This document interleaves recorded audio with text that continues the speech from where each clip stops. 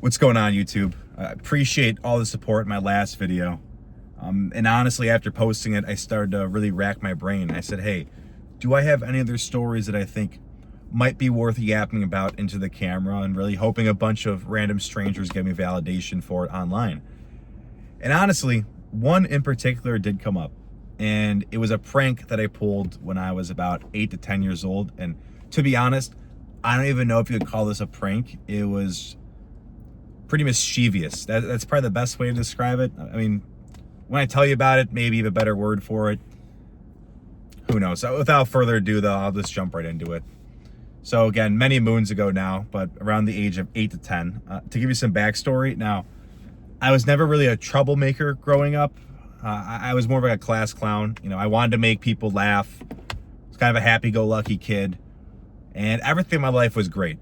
But there was one thing, one thorn in my side, and that was a dog that I had when I was younger. Small Boston Terrier, about 10 pounds soaking wet, so wasn't a big thing by any means, but my parents, my siblings, they all loved this dog. They got along very well. She was not problematic, didn't eat a lot of food, didn't take up a lot of room. She would cuddle, she would just do her own thing.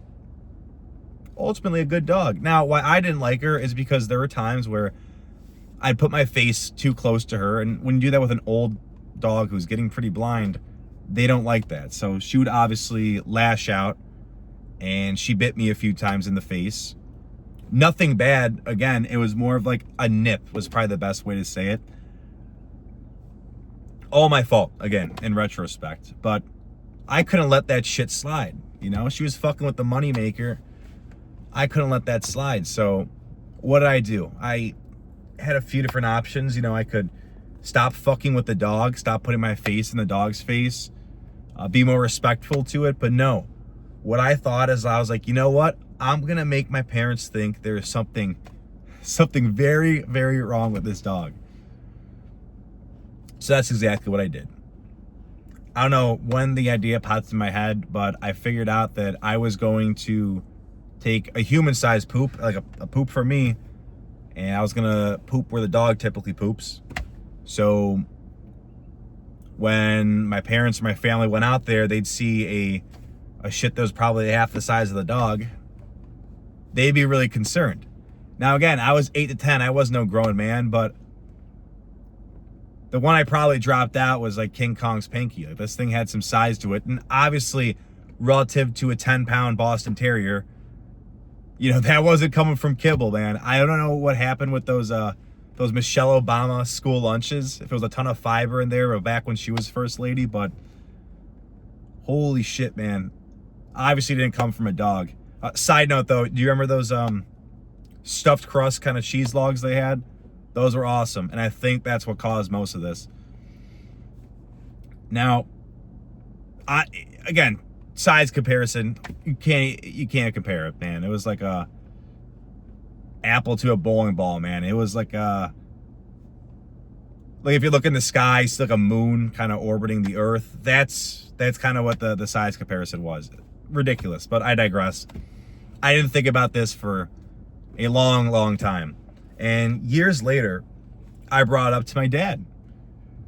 I was like, hey Dad, you know, there's something I got to tell you.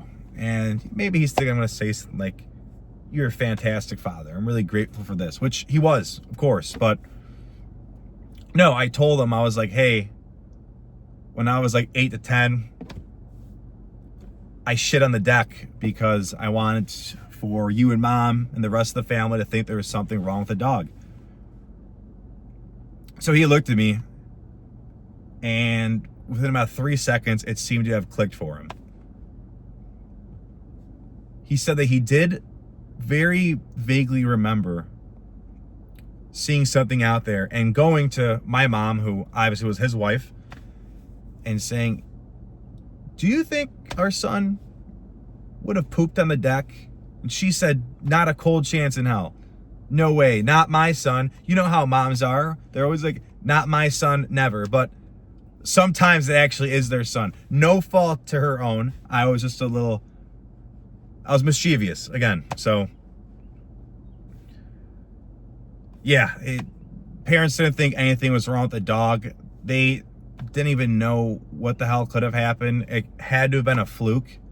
I mean, what would you do in that situation? You would think there's no way in hell someone's gonna be crazy enough to do that, or some other animal is going to get over our fenced-in yard and do that on our deck where our dog typically goes to the bathroom. In retrospect, I would not do this again. It does make for an interesting story, and I think it might explain some things wrong with me to this day if this is the type of shit I was getting into, no pun intended, 8 to 10 years old. But anyways, if you guys enjoyed that, or if you want to hear me talk about something else, or you want to hear me rack my brain for another story from my youth, or some sort of degeneracy or mischief I used to get up to, definitely hit that like and subscribe button. Appreciate all the time. Thank you for listening. You guys have an absolutely fantastic rest of your day.